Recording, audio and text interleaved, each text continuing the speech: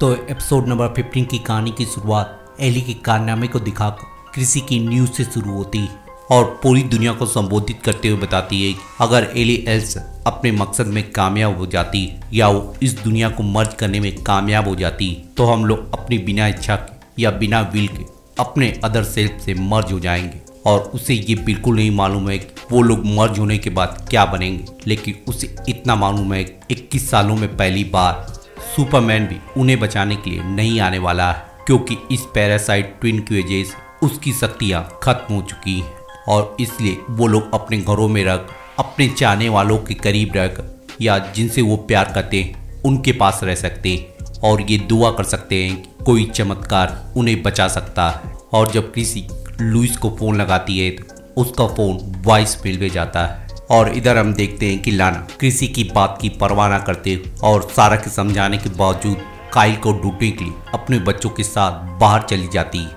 और इधर हम सुपरमैन के घर में सभी लोगों को बिजारो के घर को एक्सपीरियंस करते हुए देखते हैं और नेट्टी टैबलेट के ब्लिंक करने की वजह से या उसके पिंक करने की वजह से उन लोगों से ये कह के बाहर चली जाती है कि वो अपने डैड को ढूंढने के लिए जा रही है। और जब लुइस घर में रैंडमली चेंज हुए चीज़ों को देखकर या उन्हें नोटिस करने के बाद परेशान होने लगती है तो क्लार्क उसे समझाते हुए उसे शांत करने की कोशिश करता है। और इधर जब जॉन नेट को समझाने की कोशिश करता है तो नेट उसे समझाने की कोशिश करती है कि वो अपने मॉम के मरने के टाइम पे भी उसे गुड बाय नहीं कर पाई थी, क्योंकि वो दुनिया को ये बता रही थी कि वो लोग सुपरमैन से कैसे लड़ सकते हैं और मैं उन्हें ठीक से गुड बाय नहीं कर पाई थी और ना ही मैं ये कह पाई थी कि मैं उनसे कितना प्यार करती हूँ। और यही सेम चीज़ वो अपने डैड के साथ नहीं कर सकती।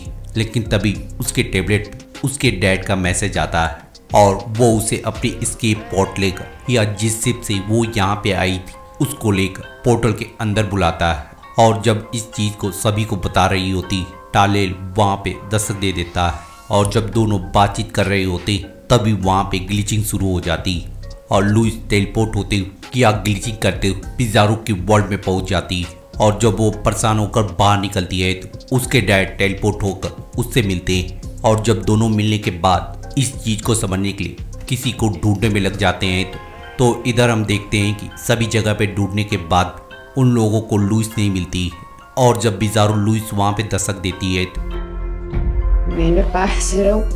वो लोग उसकी बात सुनकर ये समझ जाते हैं कि ये उनकी लुइस नहीं है। और नेट इस नज़ारे को देखकर समझ जाती है कि उसके डैड के पास इतना टाइम नहीं और फिर अपने भाइयों से गुड बाय करने के बाद अपने डैड को बचाने के लिए या अपने नए मिशन पे जाने के लिए निकल जाती है। और इधर जब सारा काइल को फ़ोन करके और लाना रेस्टोरेंट में पूछताछ करते उसके बारे में पता करती है तो उन्हें उसके बारे में कुछ भी पता नहीं चलता है। और तभी एक कार ग्लिच करते उनके सामने आ जाती है और जब सारा उस कार को खोल के देखती है तो उसमें कोई भी मौजूद नहीं होता है। और सारा इस नज़ारे को देखकर इतनी ज़्यादा दहक जाती है कि वो पैनिक करने लगती है और लाना उसे कूल डाउन करते या उसे शांत करते हुए ये समझाती है कि उन्हें बस काइल को ढूंढने पे फोकस करना है। और फिर सभी मिलकर काइल को ढूंढने के लिए चले जाते हैं। और इधर हम देखते हैं कि टाल और काल एक दूसरे से बातचीत करते या डिस्कशन करने के बाद इस नतीजे पे पहुंचते हैं टाल को उसके पास जाकर उसे रोकने की कोशिश करनी पड़ेगी।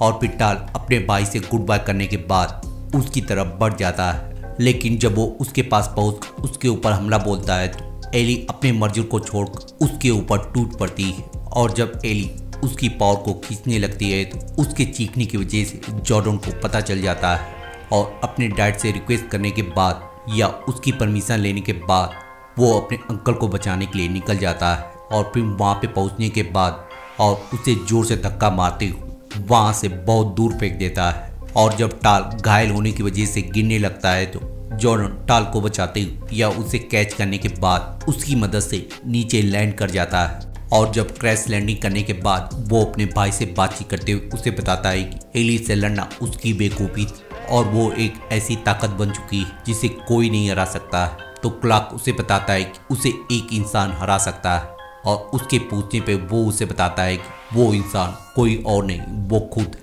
और फिर क्लार्क उसे समझाने की कोशिश करता है कि जिस तरह से उसे सूरज के पास जाकर उसकी ताकत मिली थी या उसे अपार शक्ति मिली थी वो भी यही काम करके अपनी पावर को गेन कर सकता है। जिस पर टाल उसे याद दिलाता है कि उसने एयर इंडिकेटर का यूज करते सूरज की ताकत को अपने अंदर लिया था, जिस पर क्लार्क उसे बताता है कि वो इसी वजह से उसे सूरज के अंदर फेंकेगा। और जब टाल उसे बताता है कि वो इसकी वजह से मारा जा सकता है, तो क्लार्क उसे समझाते हुए बताता है कि उसकी मॉम यही समझाने की कोशिश कर रही थी।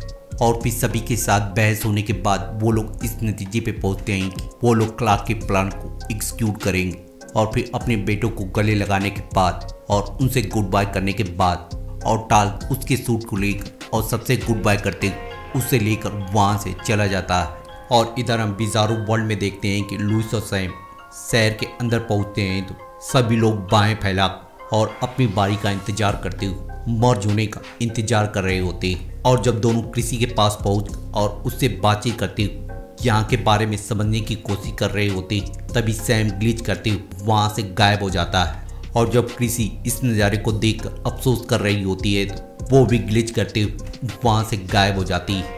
और तभी एक प्लेन बिना पायलट के होने की वजह से नीचे गिर जाता है। और जब लुइस बाहर जाकर उस नज़ारे को देख रही होती तो काइल उसे खोजते हुए या वहाँ पे भटकते हुए उसे आवाज़ देता है। और जब दोनों मिलने के बाद काइल उससे लाना के बारे में जानने की कोशिश करता है तो उन दोनों के बातचीत करते समय काइल भी ग्लिच करते हुए फिर से टेलीपोर्ट होकर अर्थ पे पहुंच जाता है, जहां पे बहुत से लोग ग्लिच करते हुए या टेलीपोर्ट होते हुए वहां पे पहुंचे होते हैं। और फिर थोड़ी देर बाद लाना और उसकी फैमिली उसे ढूंढते हुए उसके पास आ जाती है। और इधर हम देखते हैं कि सभी लोगों के टेलीपोर्ट होने की वजह से लुइस बिजारो वर्ल्ड में अकेली हो चुकी है। और इधर नेटी अपने प्लान को एग्जीक्यूट करते हुए और अपने एस्केप पॉड को लेकर पोर्टल के अंदर घुस जाती है। और जब जॉन अपने आखिरी मैसेज को रिकॉर्ड कर रहा होता है तो नेट्टी उसे सरप्राइज देती हुई वहाँ पे पहुँच जाती है। और नेट्टी को जॉन से बातचीत करते हुए पता चलता है कि ग्लिचिंग की वजह से या कम्युनिकेशन फेल होने की वजह से वो अपने एस्केप पॉड में एक्सके को नहीं लेकर आई। और जब वो इसी वजह से वापस जाने को बोलती है तो जॉन उसे मना कर देता है। और फिर दोनों एक दूसरे से मिलने के बाद अपनी एक्स-क्रिप्टोनाइट की एनर्जी को अपने एस्केप पॉड के अंदर ट्रांसफर कर देते हैं। और इधर हम देखते हैं कि टाल उसे सूरज के पास ले जाने के बाद और उसे ये बताने के बाद कि वो उससे बहुत ज़्यादा प्यार करता है, वो उससे आखिरी गुड बाय करते हुए या उससे गुड बाय करते हुए उसे सूरज के अंदर ले जाकर उसके अंदर धकेल देता है। और फिर थोड़ी देर तक सूरज के अंदर रहने के बाद सुपरमैन की सेल ठीक होने लगती है और धीरे धीरे करते सुपरमैन अपनी पावर को गेन करने लगता है। और इधर जब नेटी और जॉन अपने प्लान को एग्जीक्यूट करते हुए उस एस्केप पॉड को उसके ऊपर छोड़ते हैं तो वहाँ पे एक बहुत बड़ा ब्लास्ट होता है। और इस नज़ारे को देखने के बाद उन्हें लगता है कि उन्होंने मर्जर को रोक दिया है, लेकिन एली उनके सामने आते हुए उन्हें बताती है कि वो लोग उसे अब आखिरी बार डिस्टर्ब कर रहे हैं। लेकिन सुपरमैन उसकी इस बात को सुन लेता है और सूरज से बाहर आते हुए अपने पावर के नज़ारे को दिखाता है। और जब एली उनका काम तमाम करने वाली होती तो सुपरमैन उसकी आंखों के सामने से उन्हें उड़ाकर नीचे पहुंचा देता है। और फिर सभी के यहाँ से गुजरते हुए उन्हें ये बताता है कि वो अब वापस आ चुका है। और फिर एली के पास पहुंचकर जब उससे भिड़ने लगता है तो एली उसकी पावर को फिर से छीनने की कोशिश करती है। तो सुपरमैन उसकी इस भूख को मिटाने के लिए उसके अंदर अपनी और एनर्जी ट्रांसफ़र करने लगता है। और सुपरमैन की एनर्जी की वजह से उसकी हालत चरमरा जाती है। और जब पूरी तरह से वो पस्त हो जाती है तो सुपरमैन सुपर पंच देते हुए उन दोनों को अलग कर देता है। और जब वो दोनों नीचे गिर रहे होते हैं तो वो उन्हें कैच करते हुए नेटली और जॉन के पास छोड़ देता है।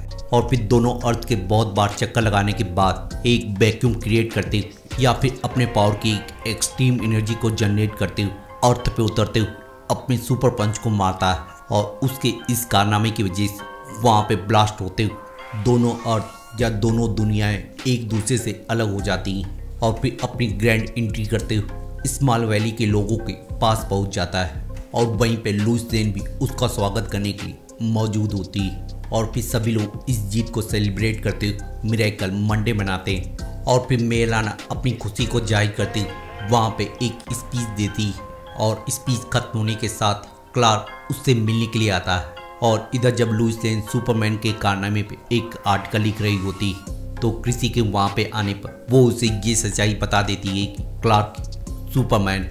और कृषि इस सच्चाई को जानने के बाद जहाँ थोड़ी बहुत शौक होती है, वह इस बात को जानकर खुश होती है कि क्लार्क ही सुपरमैन है। और इधर जॉर्डन और सारा भी बातचीत करते हुए अपने डिफरेंसेस को या अपने गिले शिकवे को दूर कर लेते हैं। और जब शाम को पार्टी करते वक्त लुइस और क्लार्क एंजॉय कर रहे होते हैं, क्रिसी उसकी सच्चाई जानने के बाद उन्हें घूर रही होती। और इधर जब काइल लाना से मिलता है तो लाना काइल से बातचीत करते हुए ये बताती है वो चाहे जितनी भी कोशिश कर ले उनकी रिलेशनशिप ठीक नहीं हो सकती। और फिर काइल के रिक्वेस्ट करने पर वो लोग अपना लास्ट डांस करने लगते हैं। और इधर हम देखते हैं कि लुइस एली के पास पहुंचकर उनसे ये जानने की कोशिश करती है क्या उन्होंने कभी भी मर्जर के बाद कंप्लीट महसूस किया था। तो एली उन्हें बताती है कि उन्होंने एक पल के लिए इस चीज को महसूस किया था, लेकिन उन्हें कुछ देर बाद ये एहसास हो चुका था कि वो लोग अंधेरे कुएं में गिरते जा रहे हैं। तो लुइस इस बात को जानने के बाद उनसे ये पूछती है कि जब उन लोगों को मालूम था कि वो लोग पैरासाइट बन चुके हैं तो उन्होंने अपने प्लान को या दुनिया के मर्जर को क्यों जारी रखा था। तो एली उसे बताती है कि वो लोग एक दूसरे से अलग होकर सरवाइव नहीं कर सकते थे और इसी वजह से उन्हें उन लोगों की जरूरत थी और वो लोग बिल्कुल अकेले नहीं रहना चाहते थे। जिस पर लुइस उसे जवाब देती है कि उन लोगों को वही मिला जो वो लोग चाहते थे।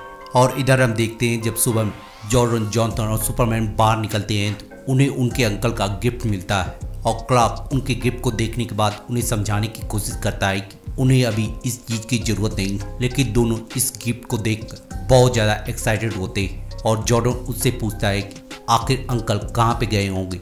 और फिर हम देखते हैं कि टालेल बिज़ारो वर्ल्ड में दस्तक देते हुए उसी रेस्टोरेंट में जाता है जहाँ पे उसे लाना सबसे पहली बार मिली थी। और इधर हम देखते हैं कि जॉन हेनरी आयरन से जॉन डिगल मिलने के लिए आता है और उससे बातचीत करते हुए ब्रूनो माहिम के क्राइम की डिटेल देता है और उसे ये बताता है कि उसने इस प्लानेट पे रियल जॉन हेनरी आयरन को मारा है और वो यहाँ पे ये जानने के लिए आया है कि आखिर उसने ऐसा क्यों किया है। और इधर स्मॉल वैली के नज़ारे को दिखाते हुए लूसी और सैम सुपरमैन की फैमिली से विदा ले लेते हैं और फिर उनके जाने के बाद क्लार्क ओशियन की सैर कराते हुए उन्हें ऐसी जगह पे ले आता है जहाँ पे वो अपना फोर्ट या अपना किला बनाने वाला है और अपनी डिवाइस को फेंकने से पहले उन्हें ये बताता है कि वो यहाँ पे इस बार सभी के लिए फोर्टिस को बनाने वाला है ताकि वो सभी लोग मिलकर उसकी मॉम से मिल सकते हैं। और फिर डिवाइस को फेंकने के साथ